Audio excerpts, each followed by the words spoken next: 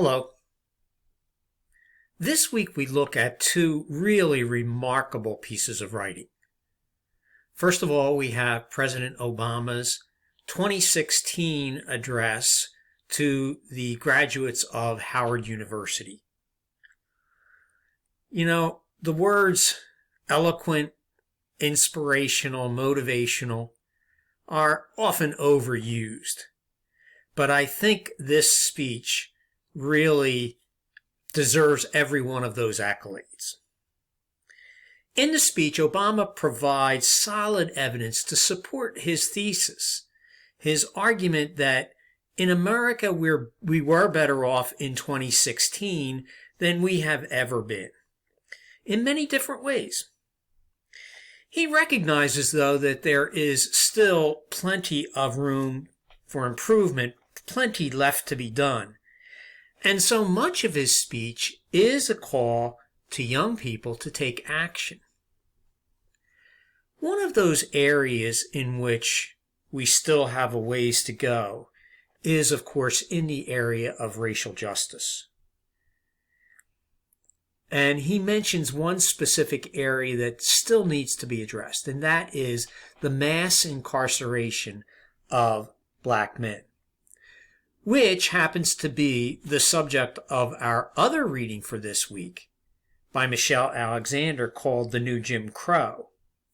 And in it, she argues that mass incarceration is the new Jim Crow, and like Obama, she supports this claim with lots and lots of evidence. Alexander starts her essay with a story. It's the story of Jarvis Cotton, whose great-great-great-grandfather, great-great-grandfather, great-grandfather, and father, that's going back 4 generations, could not vote because they were black. Jarvis Cotton's ancestors couldn't vote because of the Jim Crow laws. Jarvis can't vote because he is a convicted felon. And he is therefore subject to discrimination, legal discrimination, in employment, in housing, in education, and in public benefits. Alexander quickly moves to her thesis, and I'd like to read for you the passage in which she states that thesis. She says, "In the era of colorblindness, it is no longer socially permissible to use race explicitly as a justification for discrimination, exclusion, and social contempt. So we don't. Rather than rely on race, we use our criminal justice system to label people of color, quote, criminals, and then engage in all the practices we supposedly left behind." Throughout the essay, Alexander raises the opposing point of view and consistently and effectively rebuts it. Interestingly, she gives herself first as an example of the opposition, talking about how for years she did not believe that this idea of the war on drugs as being the new Jim Crow. But she eventually reached the opposite conclusion. Her opinion was swayed by truly startling statistics. Look at just some of the facts she marshals to bolster her claims. In 30 years, the number of incarcerated people in the United States has grown from 300,000 to 3 million. It's the highest in the world. The majority of inmates are serving time for drug offenses, and these inmates are disproportionately black. To the argument that blacks, for whatever reason, are committing drug crimes at a higher rate than whites, Alexander cites research that shows that whites and blacks use and sell drugs at about the same rates. In some cases, I believe it's with the younger folks, white youth are at an even higher rate than blacks.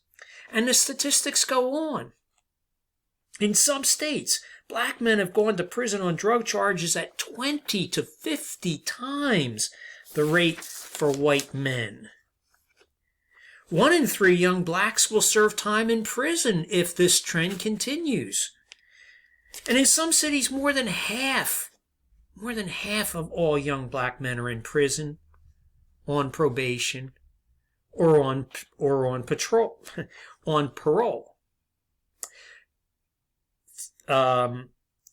In Washington, D.C., 3/4 of young black men can be expected to serve time in prison. And then, of course, they will be denied basic rights to housing, employment, and access to those things, and public benefits.